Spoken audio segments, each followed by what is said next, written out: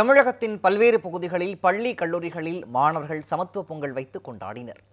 நெல்லை மாவட்டம் களக்காடு அருகே உள்ள திருக்கருங்குடி ஊராட்சி ஒன்றிய தொடக்கப்பள்ளியில் மாணவர்கள் வண்ண உடை அணிந்து கரும்பு, மஞ்சள் படையல் வைத்து பொங்கலிட்டனர்.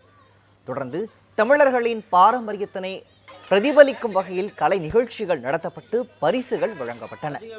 மேலும் விவசாயத்தை ஊக்குவிக்கும் வகையில் நாற்று நடுவது, உரமிடுவது போன்ற விவசாய பணிகளை செய்து விழிப்புணர்வு ஏற்படுத்தப்பட்டது. திருப்பூரில் காதர்பேட்டை பகுதியில் உள்ள நஞ்சப்பா மாநகராட்சி அரசு ஆண்கள் உயர்நிலைப் பள்ளியில் மாணவர்கள் சமத்துவ பொங்கல் வைத்து கொண்டாடினர். பவளக்குடி கும்மி குழுவினருடன் இணைந்து கும்மி ஆடி அரங்கேற்ற நிகழ்ச்சி நடைபெற்றது.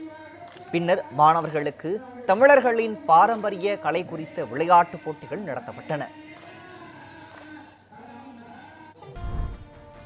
காஞ்சிபுரம் மாவட்டம் ஸ்ரீபெரும்புதூர் அருகே தனியார் கல்லூரியில் சமத்துவ பொங்கல் உற்சாகமாக கொண்டாடப்பட்டது.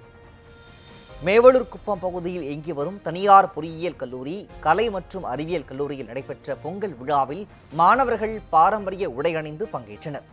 இந்த நிகழ்ச்சியில் மாணவர்கள் மற்றும் ஆசிரியர்கள் கும்மி அடித்தும் நடனமாடியும் மகிழ்ந்தனர்.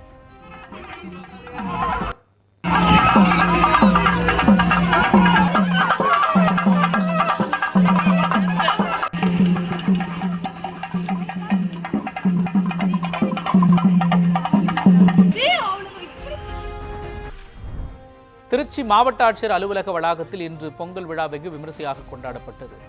ஆட்சியர் அலுவலக வளாகத்தில் நடைபெற்ற விழாவில் பங்கேற்ற அமைச்சர் KN நேரு, மாவட்ட ஆட்சியர் பிரதீப் குமார் உள்ளிட்டோர் உரியடித்து மகிழ்ந்தனர்.